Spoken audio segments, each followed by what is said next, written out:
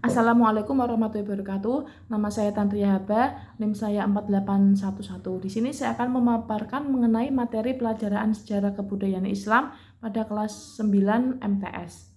Sejarah Islam di Indonesia. Islam ke Indonesia masuk pada abad 7 sampai 16 Masehi. Diperkirakan pada tahun 674 Masehi. Yang pertama kita akan membahas kondisi masyarakat Indonesia sebelum Islam. Ada 5 kondisi. Yang pertama adalah kondisi sosial budaya. Indonesia terdiri dari berbagai macam suku, corak seni, bahasa. Bahkan di satu pulau saja terdapat beberapa bahasa khas atau bahasa daerah. Yang kedua adalah agama atau kepercayaan. Sudah ada kepercayaan seperti Hindu, Buddha, Kapitayan. Hindu lahir di India pada tahun 1500 sebelum Masehi. Kemudian mempunyai kitab namanya Weda. Kemudian Buddha lahir di India pada tahun 500 sebelum Masehi. Ada agama yang asli Jawa yaitu agama Kapitayan. Agama ini diadaptasi banyak coraknya oleh Islam, diasimilasi dan akulturasi. Kemudian yang ketiga adalah kondisi perekonomian masyarakat Indonesia saat itu banyak sekali yang bercocok tanam, ternak, nelayan, dan berdagang. Kalau bercocok tanam, Indonesia terkenal sangat subur sekali. Jadi batang pohon ditancapkan di tanah saja sudah dapat menghasilkan umbi-umbian, buah, sayuran. Berdagang, masyarakat Indonesia sangat suka berdagang, terlebih yang paling maju ada di daerah pelabuhan di pesisir pantai seperti ada di Batavia, di Surabaya, di Semarang.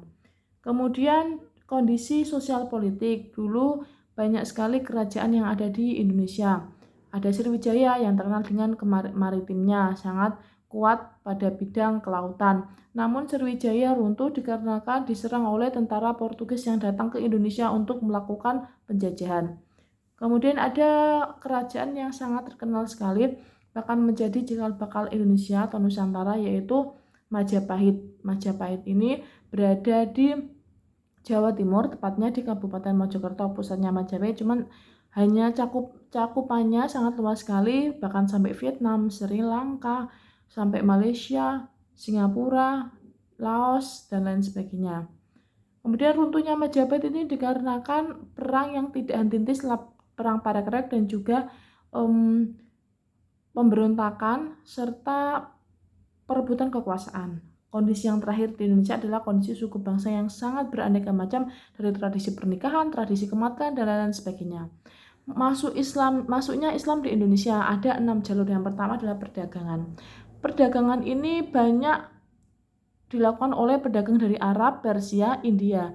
Karena letak Indonesia itu strategis di antara dua benua dan dua samudra, memungkinkan sekali banyak pedagang dunia yang melewati jalur pelabuhan di Indonesia. Bahkan sampai sekarang masih ada jalur perdagangan di Cina, banyak sekali ruko sampai sekarang masih ada, itu pecinan. Kalau Arab, perkampungan Arab masih ada juga yang namanya pekojan di Indonesia ini. Yang kedua adalah jalur perkawinan. Jalur perkawinan dilakukan oleh non-muslim dan muslim, di mana pasangannya dan anaknya otomatis akan menjadi muslim, atau bisa juga dengan muslim dan muslim guna untuk memperkuat kedudukan Islam, seperti pernikahan Maulana Ishak dan Putri Belambangan yang menghasilkan Sunan Giri. Jalur ketiga adalah pendidikan, yang cikal bakal pesantren adalah halaqah. Halaqah adalah menuntut ilmu, namun menginap di tempat menimba ilmu. Yang jalur keempat adalah seni budaya. Seni budaya sangat banyak sekali dengan munculnya lagu seperti Jeblak-Jeblak Suwang, lagu dari adaptasi wayang Ramayana, namun diakulturasi, asimilasi ke dalam budaya Islam. Bahkan cerita Ramayana yang Mahabharata itu, epos Mahabharata, diganti dengan cerita Muslim yang memasukkan juga unsur cerita Rasul, mengucapkan syahadat dan lain sebagainya. Jalur masuknya Islam yang kelima adalah tasawuf. Tasawuf mengenai mendekatkan diri pada Tuhan. Banyak sekali muncul teori bagaimana mendekatkan diri pada Tuhan. Jalur terakhir yaitu politik. Politik seperti contohnya menggait raja dan bangsawan untuk masuk Islam. Jika raja dan bangsawan masuk Islam, maka rakyatnya akan mengikuti masuk Islam.